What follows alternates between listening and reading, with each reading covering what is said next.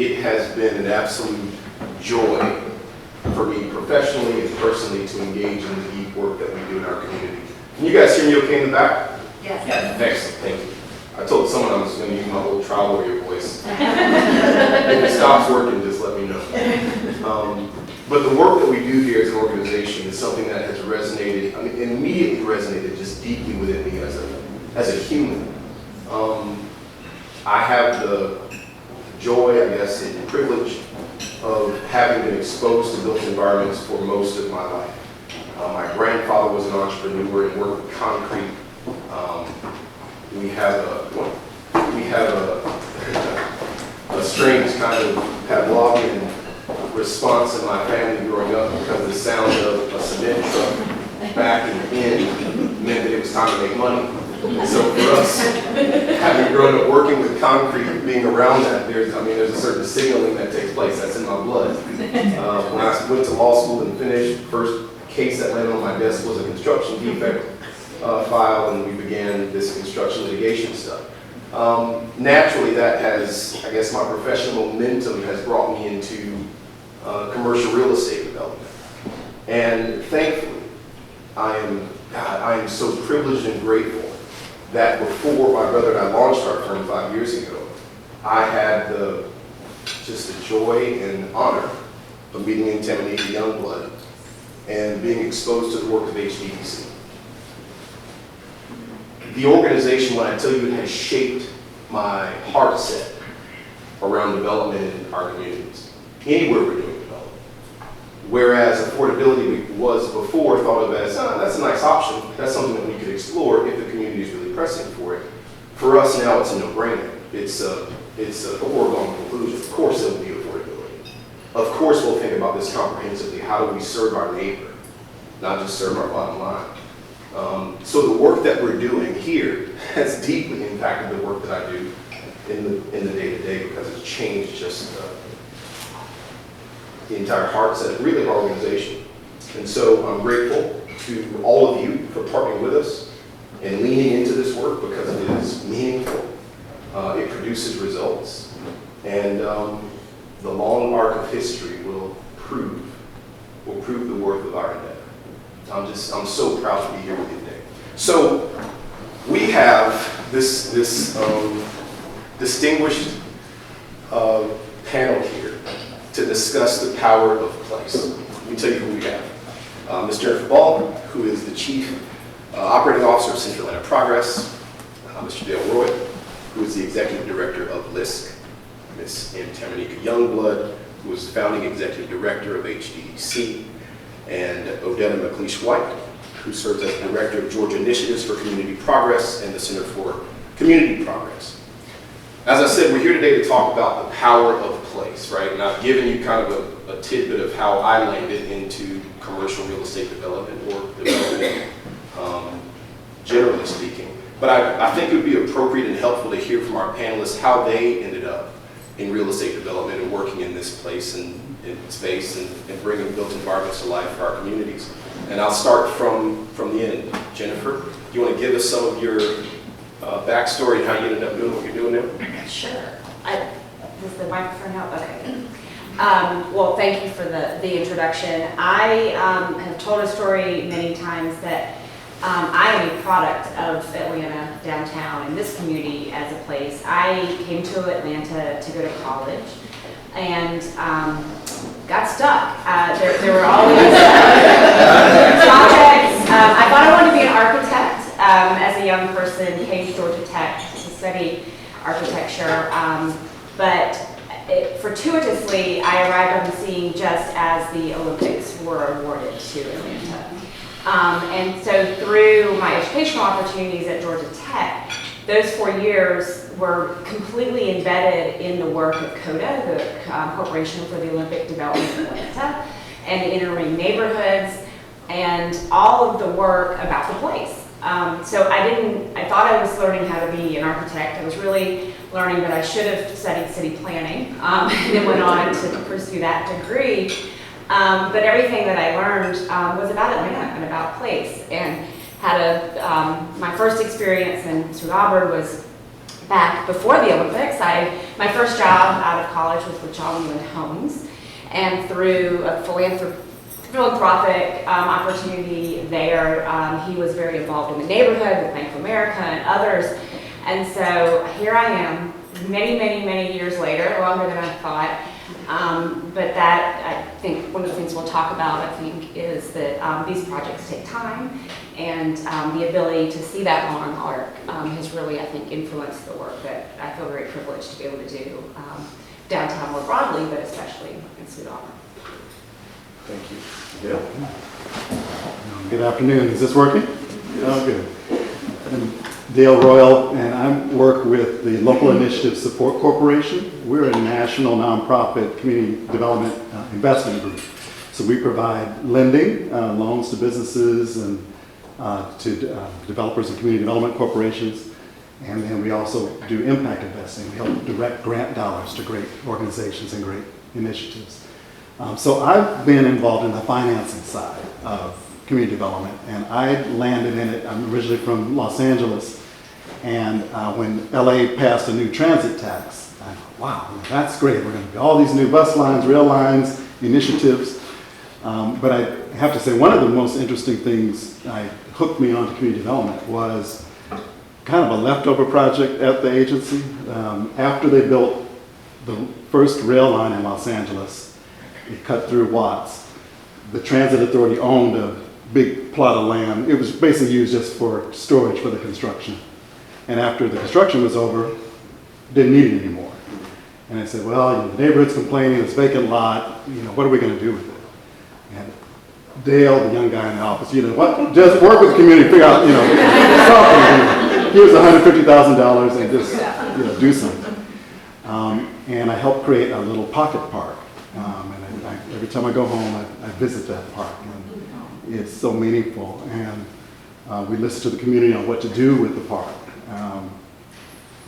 Long story, I'll tell you. But that hooked me on to how even small dollars can make a big impact if it's thoughtfully done, if it involves the community, and you have funders and partners in place to really make a difference. That's what's hooked me for many years in the financing side of community development. That's a good lens. Okay, I'm going to try to make this short. I'm originally from New York. In college, I was involved in the Black student movement, and I moved from New York City to Southwest Georgia, late 60s, early 70s, to work for the Student Nonviolent Coordinating Committee.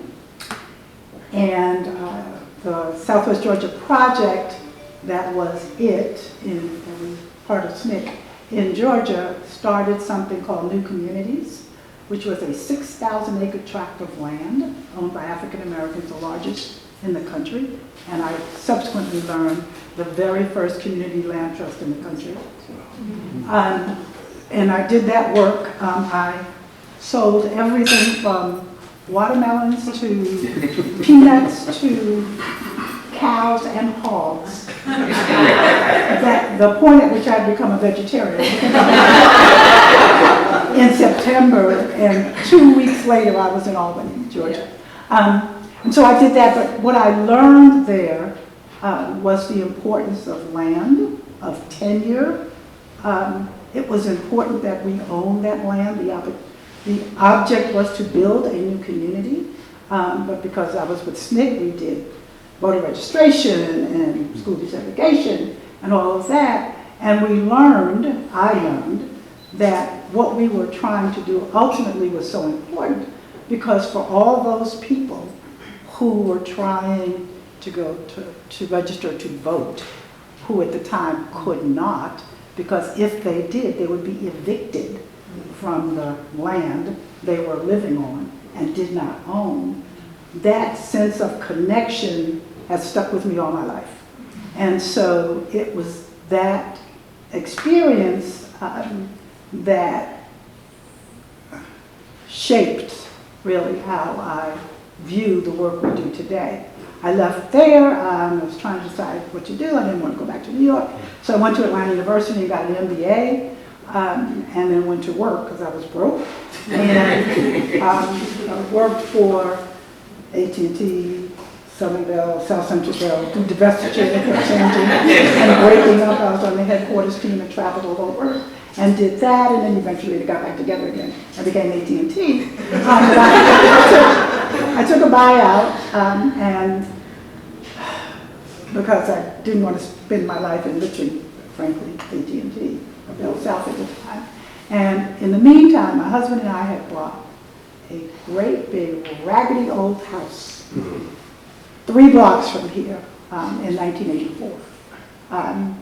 And we were very hesitant because where we were moving from was, big lawn, redwood, glass, brand new house, to the ghetto, according to our friends.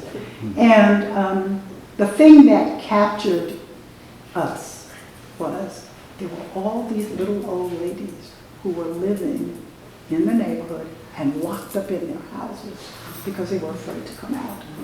And we got to know them. We'd come all kinds of day and night.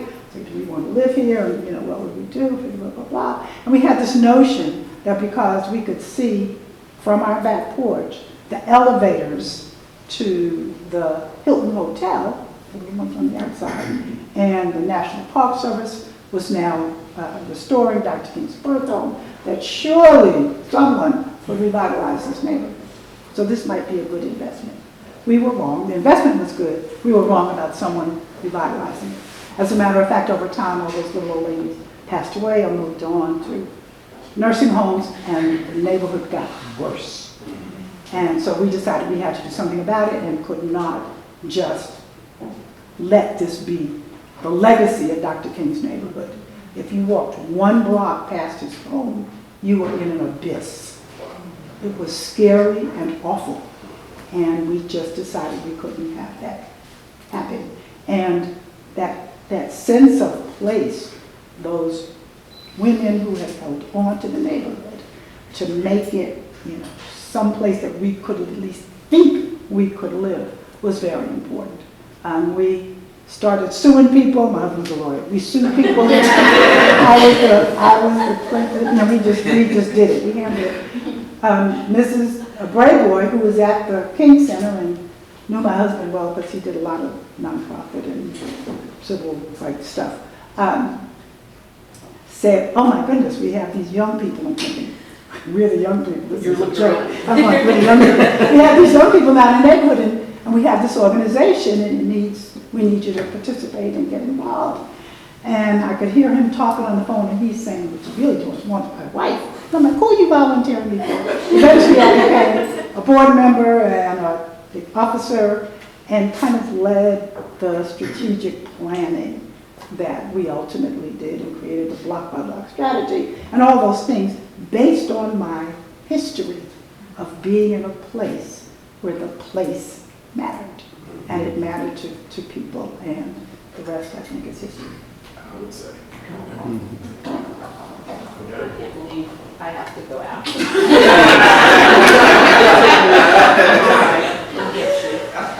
Hi everyone, I'm Devin Cleach-White. So in trying to think about how far back to go to answer this question, I think I want to go back to the thing that made me fall in love with affordable housing. So community development, right, is a big room. You can come in through all sorts of doors into the space. The door I walked through was affordable housing, and I was living in Gainesville, Florida. I had fought with everything in me not to go to Gainesville, Florida, but that is where my husband was. And he was supposed to finish up his PhD in a year, and I was here in Atlanta. And we were going to be the Huxtables, and I ended up not enjoying big law firm life, and he ended up needing some more time to finish that PhD. So, but what we could do was unite, our two little households into one. So I moved to Gainesville, Florida, and because God has a sense of humor that ended up being, one of the most productive and generative sort of decades of my life, it turns out. Especially because after working for one nonprofit, I was hired by a young black man who had started a development company in partnership with a more established white developer and builder in Gainesville, and he had done one low-income housing property, a 4% tax credit deal in East Gainesville, which is the black side of town. And, you know, I had taken this job kind of flippantly. I'm telling you, I was like, I don't know, maybe it's time for me to have a baby or something, but I'll take this job and we'll see what this is. And the first day, first week of work, he said, have you seen Lewis Place? He had named it after Reginald Lewis. Okay. Have you seen Lewis Place? I was like, no. He said, well, let's go. And it was so new that he actually stepped in wet concrete at one point. Like, it was a very fresh, brand new development. But I had been fed the steady diet of images around affordable housing as the projects, as places of deep despair and abandonment, and I did not know that affordable housing could look like this. This was a garden-style, brand new construction, a swimming pool, community room. There's programming flyers everywhere, and it was a beautiful Florida day. There was blue sky, and the landscaping was fresh, and the white cloud. I mean, my heart rolled over in my chest. I had a physical reaction to seeing that this could be affordable housing.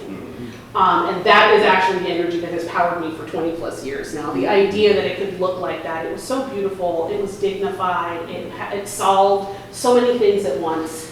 And part of the work that we did, I was able to participate in financing and building one other development, Eden Place. And going through any kind of tax credit application process will change you forever. You will never forget that. So very glad that I got to do that at the start of my affordable housing career. I also had the chance to sort of program out of the community room. And so, movie nights. And those parents sent every child down to the clubhouse for movie nights, every child. And so there you are trying to run movies for the 4-year-old and an 18-year-old. Right? Everybody was there. And that too, being in that place, trying to manage the space, manage the kids, think about what they need, that changed me as well. So for me, the place, that development, I'm so touched to hear you talk about visiting the park. I think about Lewis Place a lot as a location that introduced me to affordable housing as an option for my career, and that really was the organizing principle from then on. If it touched affordable housing somehow, I was willing to give it a go. So that's how place impacted the start of my journey that got me into this seat. Wow. 5 very different entries into the same room. I like how. Okay, so now we've gotten backgrounds, because they're just, God, I wish we had time to just unpack little snippets of each one of those, because that could be the panel. Over the course of the time that you've been in your careers, that you've walked this path of community development, real estate development, I'm curious to hear, like, what kind of place-based strategies have you seen, have you implemented, or used, I guess, that have been really effective at spurring community development. In Tamanika, you mentioned something in your introduction that I thought was insightful about placemaking and placekeeping, because you have people getting evicted and not being able to remain in place. And that we know that as developers and community builders, that's an issue. You can't just put people in place and expect them to stay. They're not going to be there when you come back if you don't put structures there to keep them there. And so, what kind of strategies have you all seen or implemented that have been sticky? Jump in wherever you feel like you are. So I'll start. Sure. Try to make this short. So one of the things that happened early on in HDDC's existence was a partnership with the Trust for Public Lands and the National Park Service. So it was National Park Service, HDDC, and the Trust for Public Lands. And the National Park Service was restoring the Berthone block, which is a street block, the Dr. Berthone is in, which is kind of their part of the neighborhood. That's their boundary, literally. And so HDDC well, the Trust for Public Land acquired 3 structures. Everything here is historic, so that goes without saying. 3 structures. HDDC applied for and got a CDBG grant. This is 1982, 3. Applied for and got a grant, a CDBG grant, and renovated the properties. When the renovation was over, the Trust of Public Lands sold the property to HDDC for $1. HDDC turned around and sold the property to the National Park Service at market rate. It gave us our first seed money. That's part of the story. The important part of the story is that we did that because as the Park Service was restoring the block, they restored the Park Service. They were restoring the block. They had to move people out of the shotguns and all these houses that are in Dr. King's birth home block.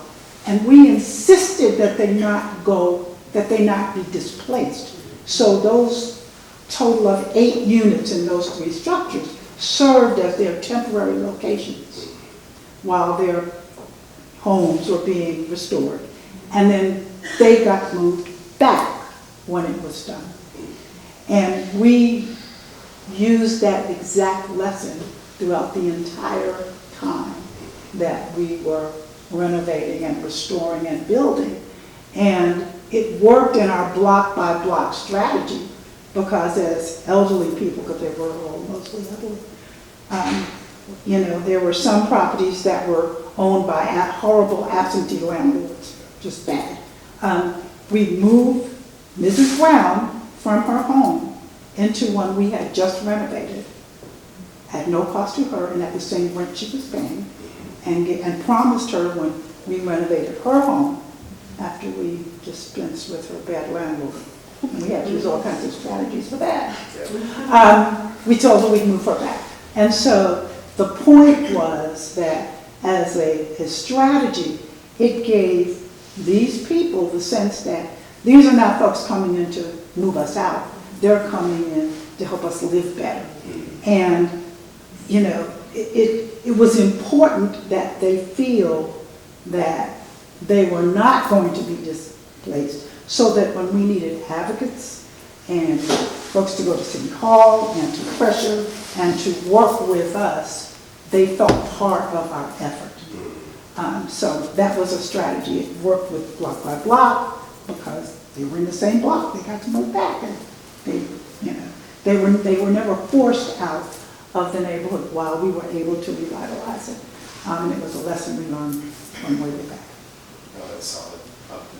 I can say selfishly that I've copied that playbook, and we're using it in a rural town in Alabama to help. I was in a meeting years and years and years later, big kind of conference on housing, and the guy got up and started talking about block by block strategy. Yep. I like this. This is good. So it was very, I think, impactful, and I think it works.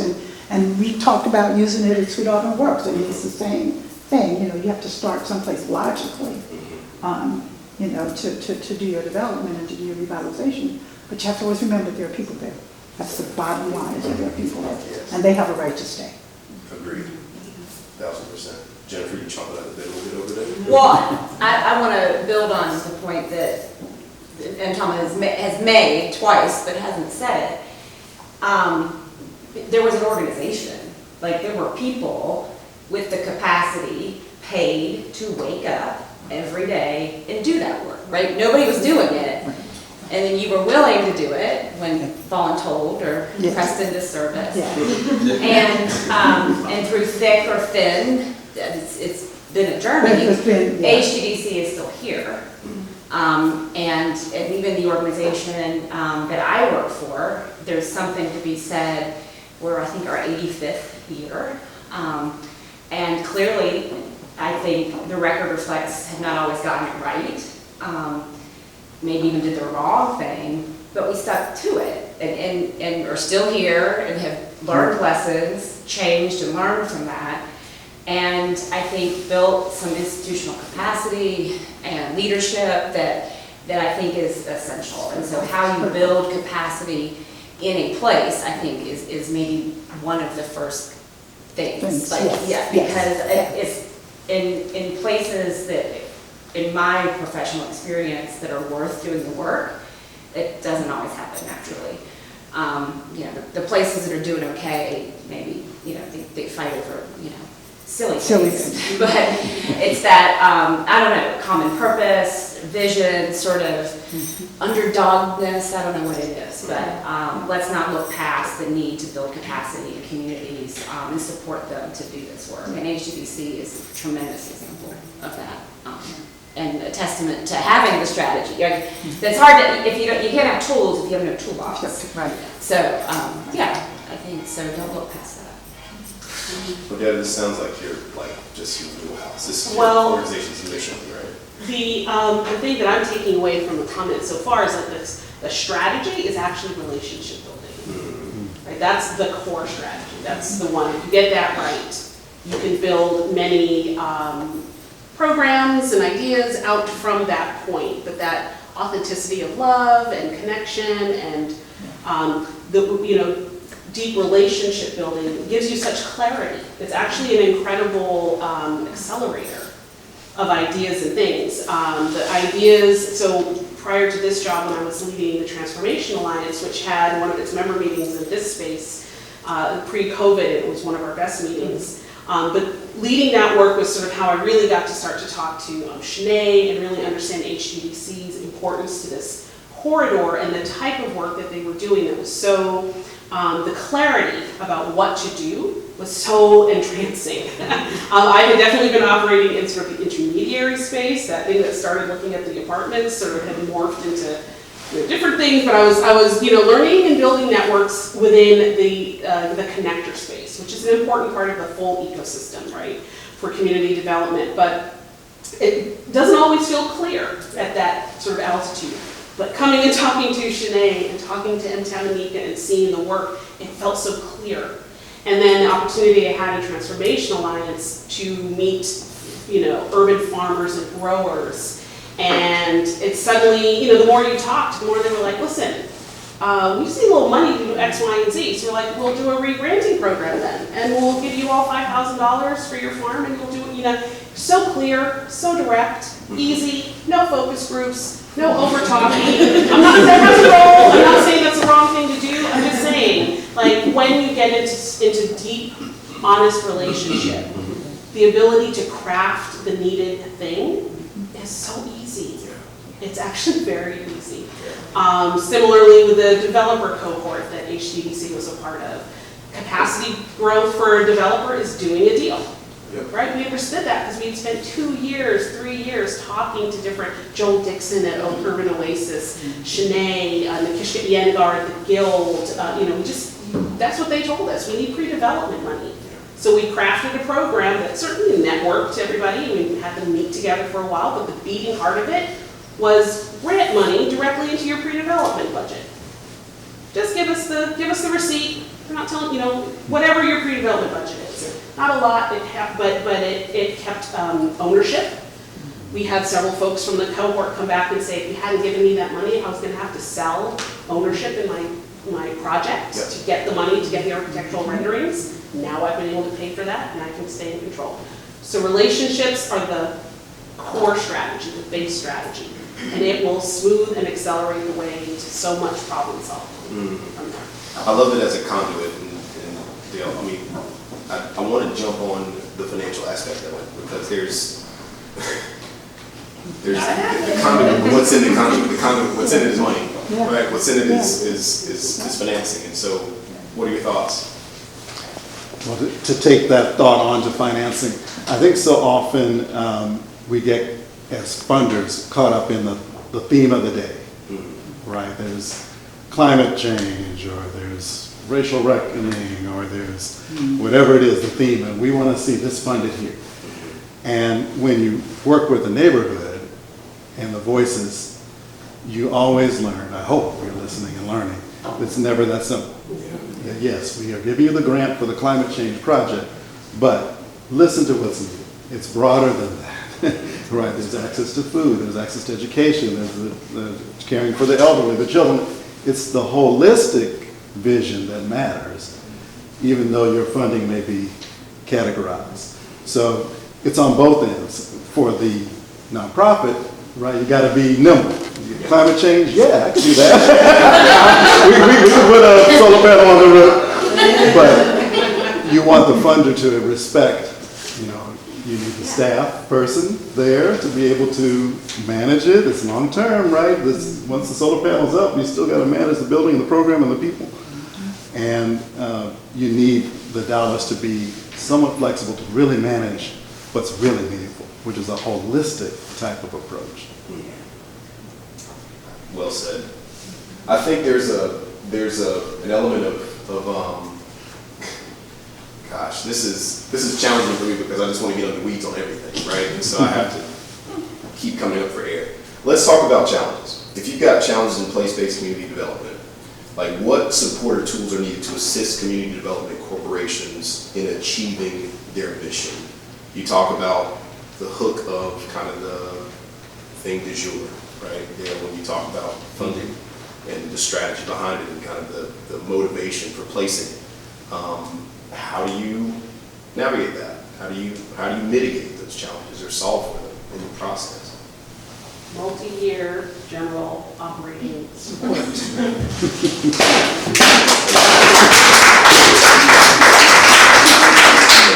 Who's dropping my Anything costs money. That's the answer. It seems pretty obvious. I mean, you can't do a project without a project manager. You can't do a thing if you don't have anyone to do the thing. And so it's just very annoying to encounter entities that only want to fund the project. How does the project get done? How do you maintain it once it is done? And so second, third, fourth, and fifth. Because it's the hardest money to get, and it should not be, because it's illogical that it would be the hardest money to get. You have to have, you need good leadership, you need good staff, you need all those things to make a good project, and they have to be paid for. And because of the kinds of projects we do, they're not, there are kinds of projects that will throw off hundreds of thousands of dollars that will make that possible. What we're doing and who we're doing it for and where we're doing it automatically says we need support. Absolutely. I think three other things are important. One you mentioned, and that's strategy. So there is an important part of funding in that early stage, right, to create a strategic plan. So your group can know, and you can communicate with the funders, the neighborhood, everybody, what are we doing? Another is money for convenings. It's kind of assumed, right, that you're going to meet with the neighborhood and have experts who help you put these statistics into some sort of context. But that takes some time and money too, right? So that's key. And then lastly, I'd say there is a role for the kind of drop-in, fly-in help, a consultant. And I know HDDC was very thoughtful in getting a development consultant when they were developing three-quarters of a block, right? Let's have an expert who's there to help us put together the budget, pull together the right partners, think through the permitting and all that. And once the project's underway, thanks for your service. You don't need to be a full-time staff person. But that's an important cost that's needed for place-based successful development. Well, if time is money, everybody said time, but I think it's bigger than time. It's patience, maybe. I think everyone feels the urgency, and everything is taking too long, and in development, timing is everything. But the reality is I think that this isn't just a merchant build, churn and burn, get it done. The attempt to do it well and with community in neighborhoods that in this neighborhood, I mean, if anyone wants to complain about the historic district regulations, or they can't get a permit, or wait, I can't just, take this tree down, right? This is hard work and it takes time, and I think I see consistently impatience on every level, from the community members who don't understand, to an elected official, to, pick the person who I think just gets very impatient with what is community building, and community building takes time. And so if time is money, it feels more like more money, but I think it really is, it's the space. I mean it not just as money, I mean it as impatience and understanding. I think one of the challenges I learned about as well, it has been how to match the right sort of type of funding with where the kind of the project, that work to develop relationship, to identify things, that needs a certain type of patient, flexible, partnering, philanthropy. And sometimes folks want to know outcomes and outputs long before you have enough information to really talk about that. And I always ended up feeling like you're making me lie to you right now.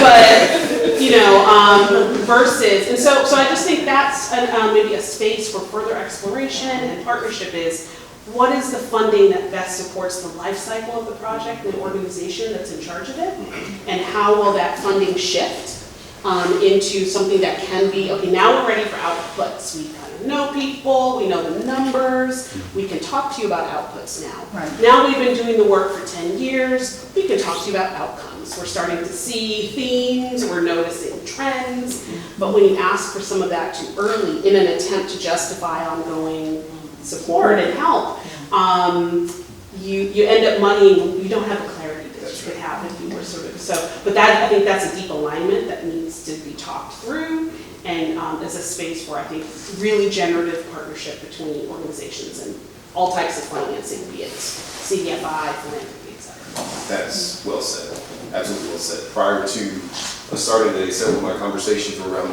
the identity of HDDC as a uniquely situated animal in the market. And we are not an opportunistic developer, but we are. We are not a philanthropic developer, but we are. And so we sit in all of those spaces and have to kind of toe the line, as it were, between those two industries that don't understand the other.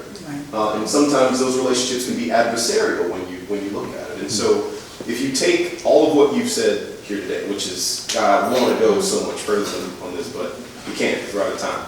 But if you narrowly focus on HDDC as an organization, with your backgrounds and experience and the partnership that you share with the organization, how do you see our work influencing the landscape of community development in the city of Atlanta, and specifically around the issue of placekeeping?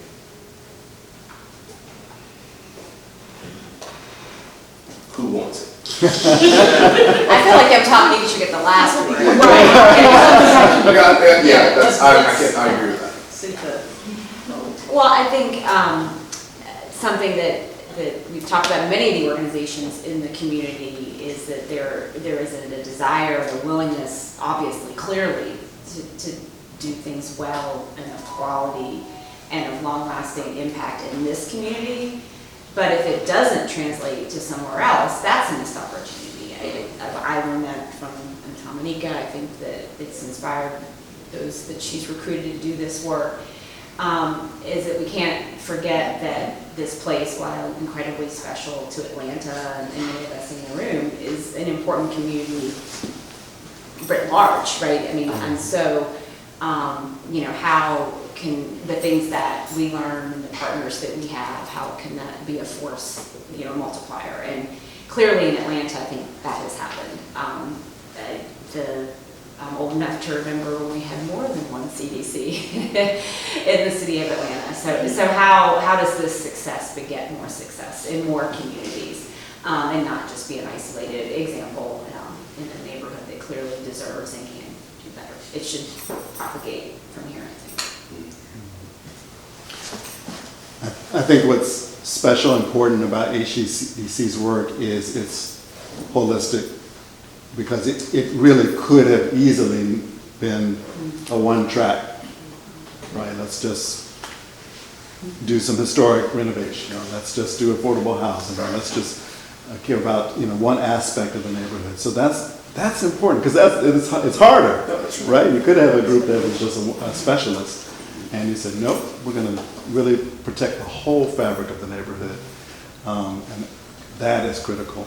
And you said this is such an important neighborhood to the nation, to the world, that it's important that you have a group that's homegrown and really focused on the vision that's we're all trying to live up to. I think my answer sort of is in that theme, the idea that HDDC has refused to let go of the sort of the right vision for revitalization. People, starting with people, thinking about home, not letting any part of your community drift the way you all think about the unhoused community around you, the way you think about spaces like this space. I think about the history of this space, which I learned through Cheneé, and Black funeral homes are where you would come and have your loved one's body treated with a respect that they probably didn't get when they were alive, right? So it's incredibly important that these are the spaces, that connection to art and creativity, I think is a particularly animating element of HDDC that some folks struggle to incorporate, right? And it feels so natural. And I think it's part of how HDDC helps others make sense of what's going on is through the art and the artists who come here and do that work. So those are the themes that are so universal and human that when HDDC shows that it can be done, and you still get the thing coming out of the ground, it's possible, right? It is possible. Deeply difficult and complex, but possible. So, and that too is, last thing I'll say is for me, HDDC sort of holds the past, the present, and the future, right? And we talk about new communities, like Black people trying to dream up a better future is the power of so much imagination in this country, right?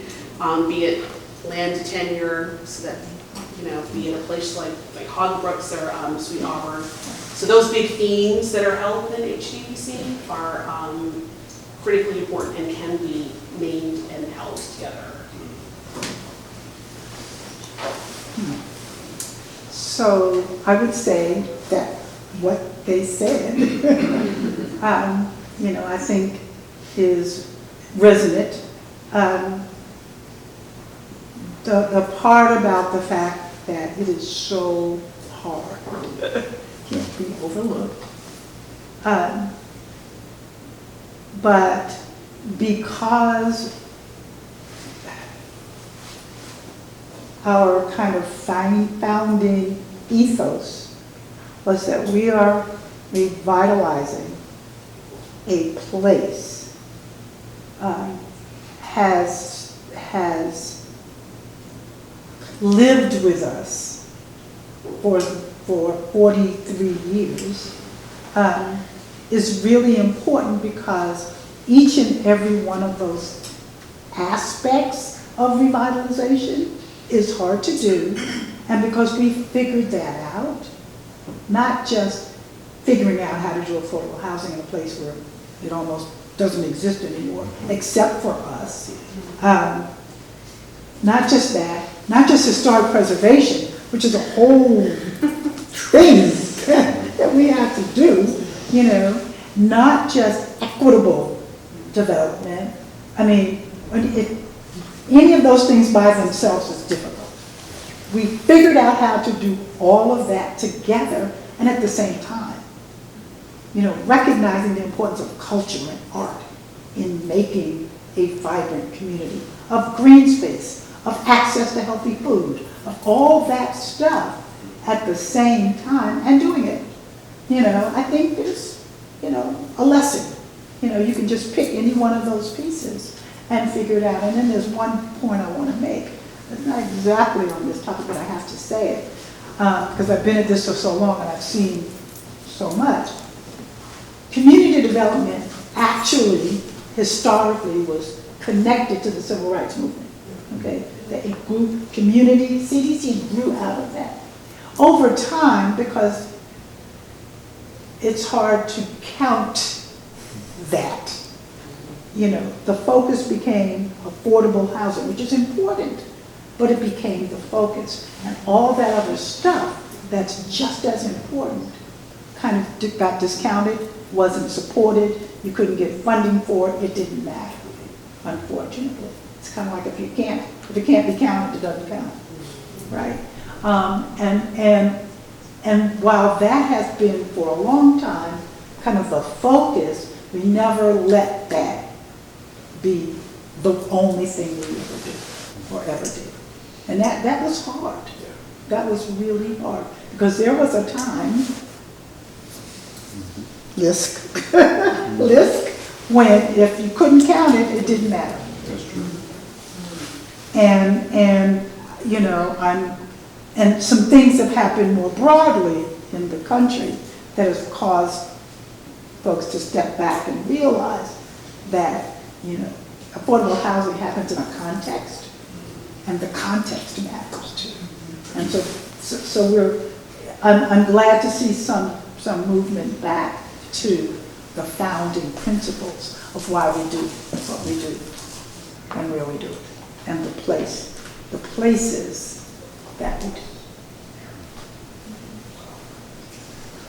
One of the things that struck me most deeply from our initial conversation at Cheneé was how you have cultivated a life of germinating like these ideas and this heart set amongst the people that you interact with.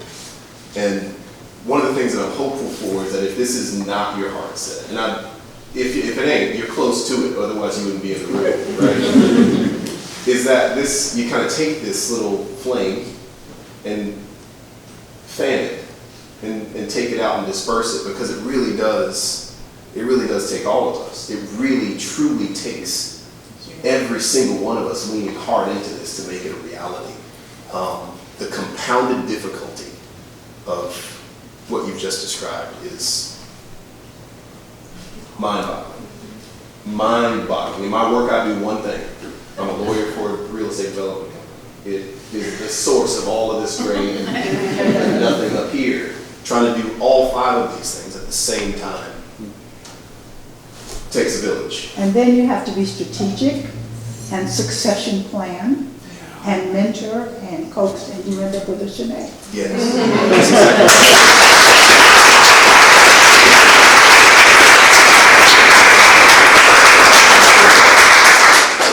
And as with all things, you beat me to my best and final. Which is the fruit of that is sitting right here. We're not just sitting in that, but we are the fruit of that. And Cheneé is the best example of it. Thanks to your current leadership, our organization is taking strides that we dreamt of decades ago. There's one thing to holding ground, it's a different thing to take ground. And that takes a different kind of motivation. It takes a different kind of preparation.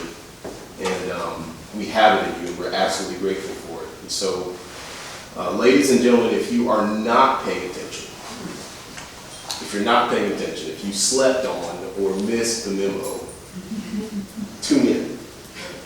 Just please trust me, tune in. Because years and years and years and years and years after we're gone, our children and grandchildren and great-grandchildren will be walking in spaces that were cultivated, dreamt of, and brought to market by Cheneé, Joseph, and this organization. And so we thank you for your partnership. We appreciate you being in the room with us today, and we look forward to, God, all the good stuff that we're going to do together. And so I'll leave it there.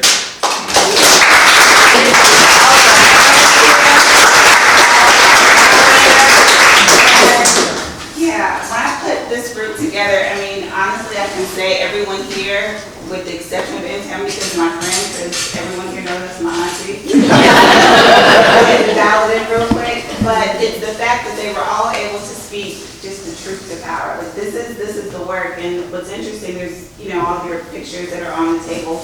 There's one there that's labeled, I think, staff. And there is literally a picture of me on the phone at HDDC back in like 97 when I was interning, just answering the phone. It was actually 94.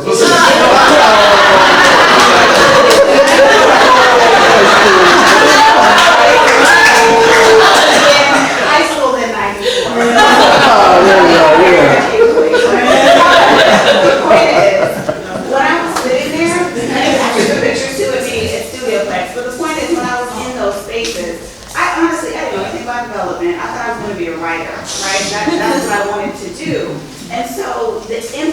impact of what I was experiencing at the moment was lost on me, I just knew it was important. That was the things that I knew that I was a part of something big. And I really didn't understand what she did. I just knew she was in charge. Right? I was paying attention to what was happening. But all of those lessons that I learned while I was in that space about how you care about people, right? And how that is what has to be the basis of how you live your life and how you do your work, lasted with me going through all of the years until I started working at the Atlanta Housing Authority and got a degree at Georgia Tech and did all of those things. But what's important to me is that how do you treat people, no matter what? And for me to literally see pictures of myself answering a phone, to actually running the organization that started me on this path to the community development, is just important, and it shows how we have to really feed into our young people and understand how important succession is. Because I don't know who's coming after me, but how much easier is it knowing that there's somebody, one, who I can reach back to. You have no idea how often I call this woman, right? But then also knowing that there's someone coming after me just to say, listen, this is not going to stop with my vision. We can keep this thing going. And so I just thank you for being here, for coming to one of my homes, right? Yes, Atiba. I just want to give another shout out to Sister Tomanika because she talked about being here, and I remember those days, but she also did place-based work with the Andy Casey Foundation. And for those of you who haven't been to Pittsburgh Yards, I was there yesterday, the NIA building. Again, she planted the seeds for that work, and it's another phenomenal example of community building with all the social capital. So I just, again, wanted to pay tribute to the fact that she... But she's right, he's right, and yes, we're revitalizing the Sweet Auburn corridor. That is my goal, that is what's going to happen. But we're doing this here as a blueprint for all the other places that we know that we're going. I don't want there to be any mistake that HDDC is not stopping right here in Sweet Auburn. We will never leave Sweet Auburn. But trust and believe, you will see us in a lot of other places that we know are important and that need our space, and we're going to ask you to come with us there as well. So thank you for joining us.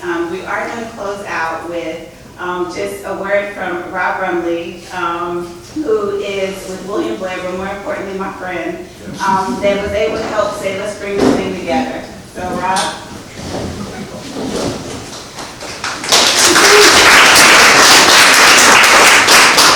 So I'm the last thing between you guys and getting back to your day. So I'll keep it brief. First of all, thank you for showing up for HDDC. We are big believers in the work that they're doing at William Blair. I'm personally invested in the work that they're doing. And I'm so proud that the board chair and the board and Cheneé and then Tamanika especially decided to let me do our work with you guys. Thank you to our philanthropic partners that showed up today and our other financial services community members. We love to see that we have partners in the work and attention that we're paying to what HDDC is doing. And I would be remiss to not thank senior leadership for William Blair, who happened to be in town for a week of meetings, and they decided to join Laura Coy and I and Renee Moringwe from our philanthropic group at Blair to host this event. We are in it for the long haul, and we won't stop until we see your vision come to full fruition. I will say this last personal note. Every aspect of my personal experience, civic experience, and professional experience has been touched by affordable housing. My family moved to Atlanta, and my parents split. We stayed in public housing here in Atlanta. We moved to privately owned affordable housing owned by Friendship Baptist Church, which is now a stadium, when I was in my younger years. But through my journey, my mother was able to save for home. She was able to educate me through private school. And I ultimately ended up being the first board chair to serve Atlanta Housing as a former resident of Atlanta Housing. So if you talk about placemaking and sustainability and non-displacement, I'm a living embodiment of that. And so for that, I'm personally invested in the work that you're doing. So thank you for joining us.